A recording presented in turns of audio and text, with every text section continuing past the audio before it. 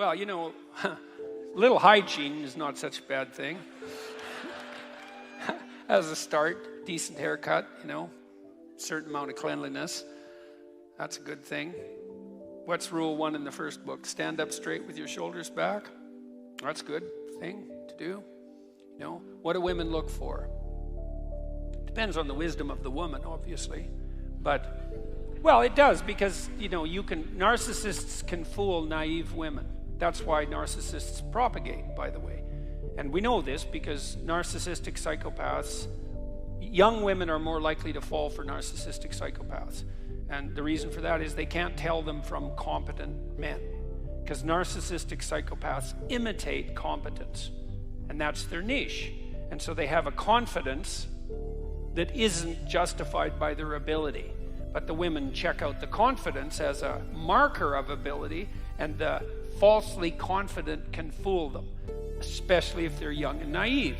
So let's say you're not going to be a narcissistic psychopath, which is often what those manosphere dating sites teach you, is wear an expensive watch and peacock a bit. And to peacock is to wear some item of clothing that's, a little bit out of the ordinary, something a little bit more colorful than might be generally the case, so that you look like you're confident enough to pull that off with panache. But mostly it's just training in a kind of deceptive narcissism.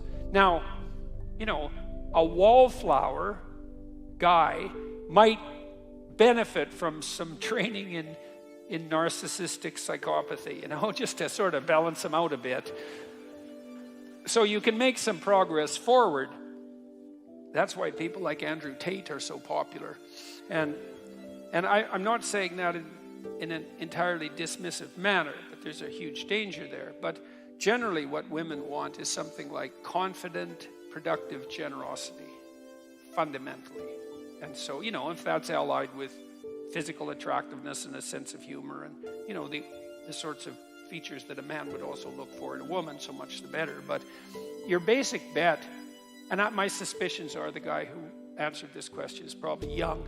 First of all, no one likes young men, so if women don't like you, it's like, well, that's par for the course. Who likes young men? No one. Why? Well, they're basically troublesome and useless, and so that's why. So cross-culturally, women like men who are about 4 years older than them. And the reason for that is, women are more vulnerable on the sexual front, and they have to make themselves even more vulnerable if they have children, especially when the children are infants. And so they're looking for guys who are competent enough to be able to take care of themselves, at least, and then have enough left over for a wife and a dependent child.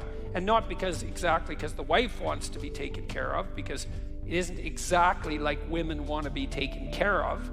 It's more a reciprocal relationship. But if a woman has a dependent child, then both of them have to be taken care of, especially when the child's an infant. And so women tilt the scales toward assessment of men on the grounds of their competent generosity. And the reason, men might be annoyed about that, but I would say, well, if you were a woman, you'd do the same thing. And you know how I know that? It's because women are female humans. And so if you were a woman, you'd be just like a woman. So, because that's what a woman is, right? So you can't blame women. It's like, clue in there, buddy. If all women don't like you, it's you. And that's so annoying. It's especially if you're young, because most women aren't going to like you, and it is you. So you have to grow up, but then you got to understand that if you make yourself competent and productive and generous and a little bit socially skilled and reasonably clean, eventually you'll fool someone, and then and then might take a few years, but generally it happens. So that's the thing, is don't be a fool. Turn yourself into someone who's worth being around, and then develop enough social skills so you advertise yourself genuinely. Because it's not also useful if you're a man to be competent, productive, and generous, and then so timid and socially unskilled that no one can tell. That's also not helpful. Engineers do that all the time.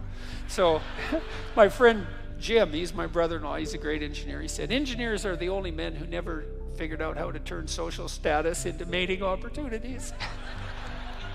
That's such a funny line. It's also true.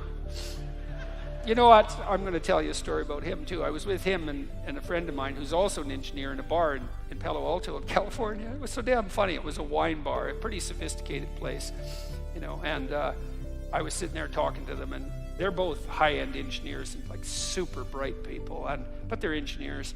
And there was this quite attractive woman there, about our age. This was like 15 years ago, and she was a teacher. She tried to get herself integrated into the conversation, and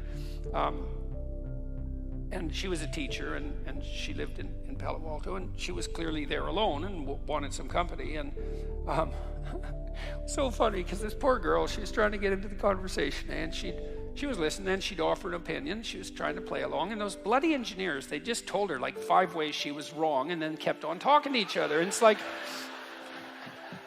it's so funny.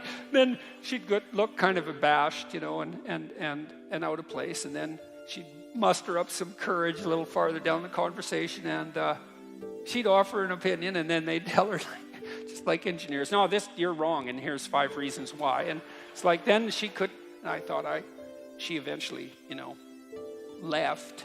Surprise, surprise. And I pointed out to them what they had done. And like, these are pretty sophisticated guys, but it was just so goddamn comical to watch. I could hardly stand it. It's like, you bloody engineers, you wonder why, it's hard for you to mate. It was really funny.